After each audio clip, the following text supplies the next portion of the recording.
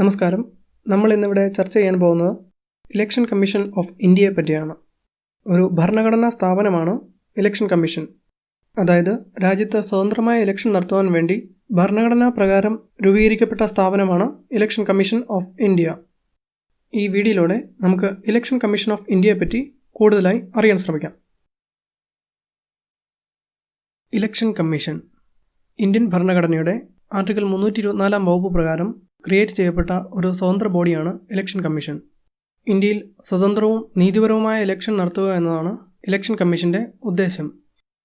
Article 324 of the constitution provides that the power of superintendence, direction and control of election to parliament, state legislatures, the office of president of India and the office of vice president of India shall be vested in the election commission. Article 324 വകുപ്പ് പ്രകാരം പാർലമെന്റിലേക്കുള്ള തെരഞ്ഞെടുപ്പ്, സംസ്ഥാന നിയമസഭകളിലേക്കുള്ള തെരഞ്ഞെടുപ്പ്, രാഷ്ട്രപതിയുടെ തെരഞ്ഞെടുപ്പ്, ഉപരാഷ്ട്രപതിയുടെ തെരഞ്ഞെടുപ്പ് എന്നിവകളുടെ മേൽനോട്ടവും മാർഗനിർദ്ദേശവും നിയന്ത്രണവും തെരഞ്ഞെടുപ്പ് കമ്മീഷനിൽ നിക്ഷിപ്തമായിരിക്കും. അതായത് ലോക്സഭ, രാജ്യസഭ തുടങ്ങിയവയിലേക്കുള്ള തെരഞ്ഞെടുപ്പ്, സംസ്ഥാന നിയമസഭകളിലേക്കുള്ള തെരഞ്ഞെടുപ്പ്, രാഷ്ട്രപതി, ഉപരാഷ്ട്രപതി തുടങ്ങിയവരുടെ തെരഞ്ഞെടുപ്പുകൾ തുടങ്ങിയവ ഇലക്ഷൻ കമ്മീഷൻ അഥവാ ഇലക്ഷൻ കമ്മീഷൻ ഓഫ് ഇന്ത്യയുടെ ഉത്തരവാദിത്തമാണ്. ഒരു കാര്യം പ്രത്യേകം ശ്രദ്ധിക്കേണ്ടതാണ്. ഇലക്ഷൻ കമ്മീഷൻ അഥവാ ഇലക്ഷൻ കമ്മീഷൻ ഓഫ് ഇന്ത്യക്ക് പഞ്ചായത്ത് തെരഞ്ഞെടുപ്പുകളുമായി യാതൊരു ബന്ധവുമില്ല. പഞ്ചായത്ത് തെരഞ്ഞെടുപ്പുകൾ നടത്തുന്നത് സ്റ്റേറ്റ് ഇലക്ഷൻ കമ്മീഷൻ അഥവാ സംസ്ഥാന തെരഞ്ഞെടുപ്പ് കമ്മീഷൻ ആണ്. അത് മറ്റൊരു ബോഡിയാണ്. ഇവിടെ ഇലക്ഷൻ കമ്മീഷൻ അല്ലെങ്കിൽ ഇലക്ഷൻ കമ്മീഷൻ ഓഫ് ഇന്ത്യ എന്ന് പറയുന്നത് പാർലമെന്റ്, സംസ്ഥാന നിയമസഭ, രാഷ്ട്രപതി, ഉപരാഷ്ട്രപതി തുടങ്ങിയവരുടെ തെരഞ്ഞെടുപ്പുകളുമായി ബന്ധപ്പെട്ടുള്ളതാണ്. ഇത് രണ്ടും കൂടി തെറ്റിപ്പോകരുത്. ഇനി നമുക്ക് ഇലക്ഷൻ കമ്മീഷൻ ഓഫ് ഇന്ത്യയുടെ കൂടുതൽ ഡീറ്റെയിൽസ് അറിയാം. Composition of election commission.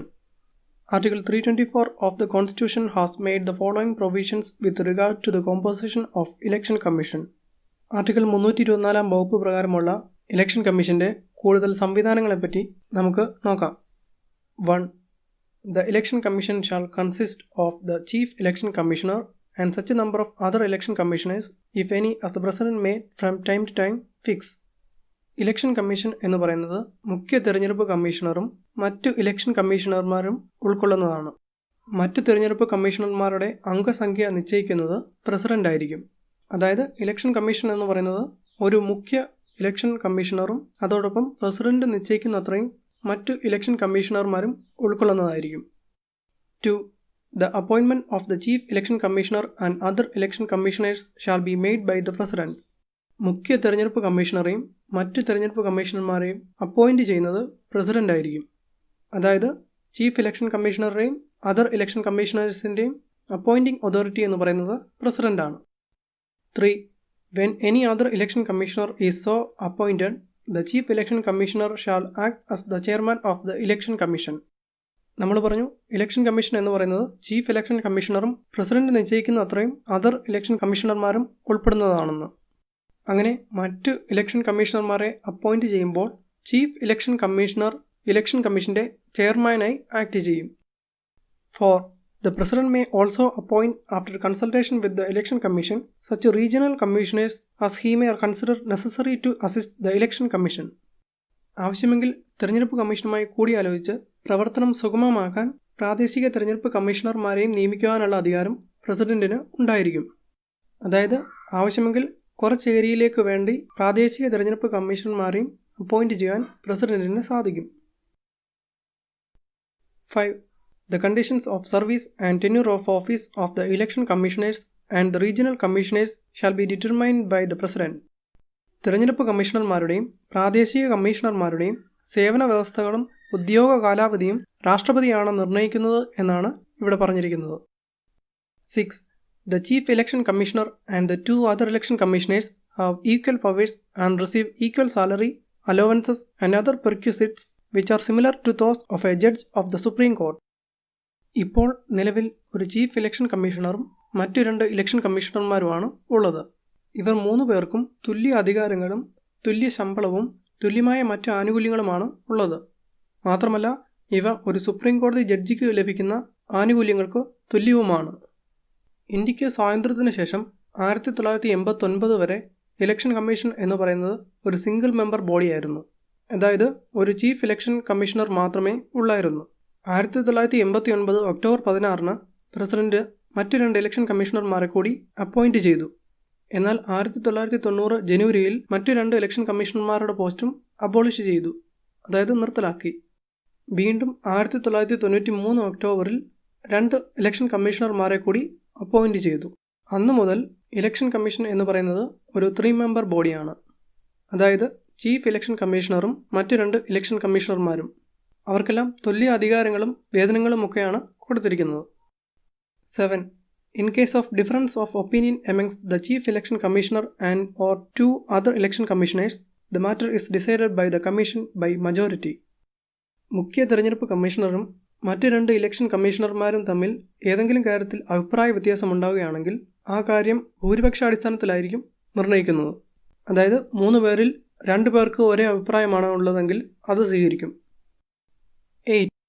They hold office for a term of 6 years or until they attain the age of 65 years, whichever is earlier.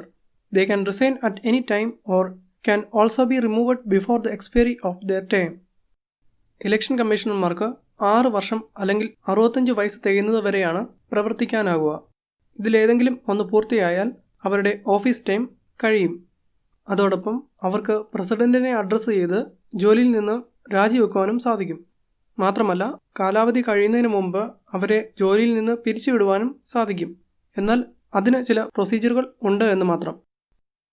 ഇനി നമുക്ക് ഇലക്ഷൻ കമ്മീഷൻ സ്വതന്ത്രമായി പ്രവർത്തിക്കുവാൻ വേണ്ടി എന്തൊക്കെ സംവിധാനങ്ങളാണ് ഉള്ളതെന്ന് നോക്കാം. Independence of election commission.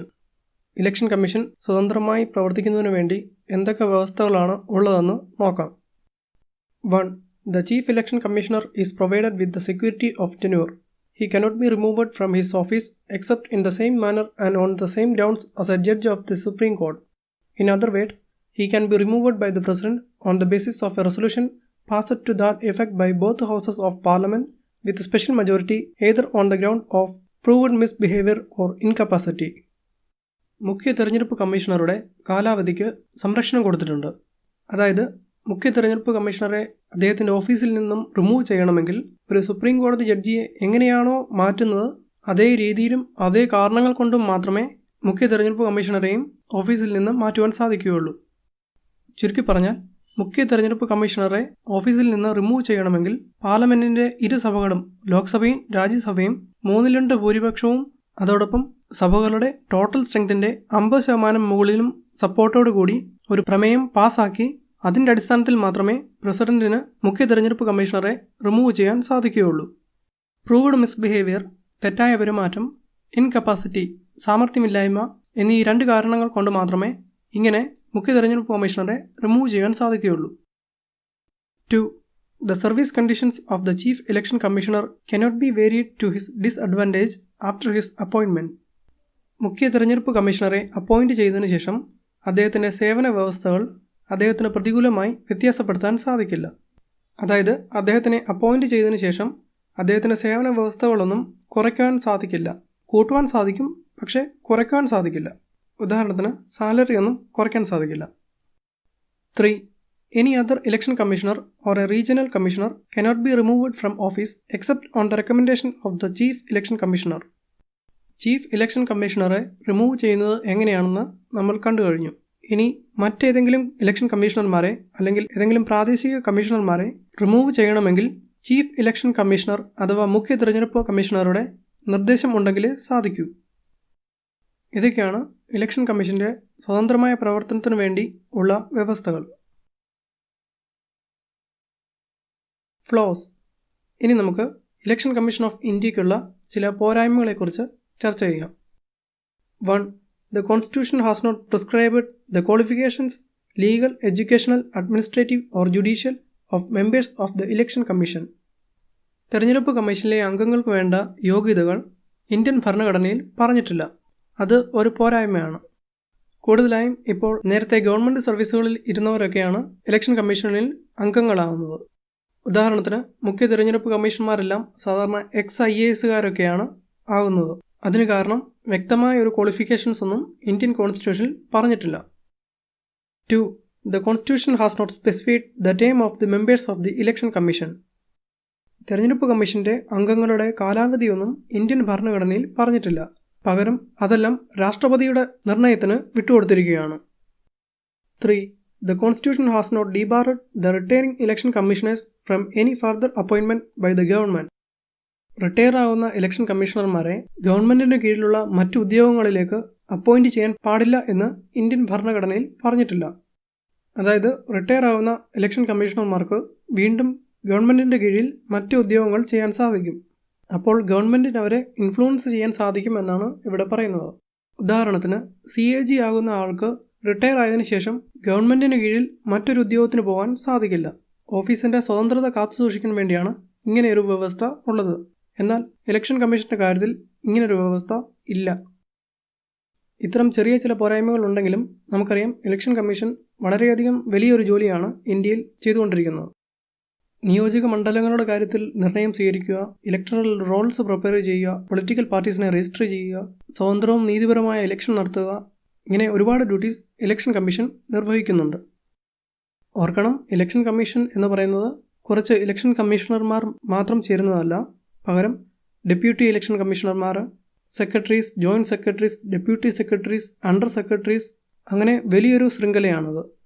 സംസ്ഥാന തലത്തിലാണെങ്കിൽ ചീഫ് ഇലക്ടറൽ ഓഫീസർ, ജില്ലാ തലത്തിലാണെങ്കിൽ ജില്ലാ കളക്ടർ, ഇവരെല്ലാം ഉൾപ്പെട്ടതിനെയാണ് ഇലക്ഷൻ കമ്മീഷൻ എന്ന് പറയുന്നത്. തീർച്ചയായും രാജ്യത്ത് സ്വതന്ത്രമായ ഇലക്ഷൻ നടത്താൻ ഇലക്ഷൻ കമ്മീഷൻ വളരെയധികം പങ്കുവഹിക്കുന്നുണ്ട്. ഈ പാർട്ട് ഇവിടെ അവസാനിച്ചിരിക്കുന്നു. ഇനിയും ഇതുപോലുള്ള വീഡിയോകൾ കാണാൻ ചാനൽ സബ്സ്ക്രൈബ് ചെയ്യാൻ മറക്കരുത്. Thank you.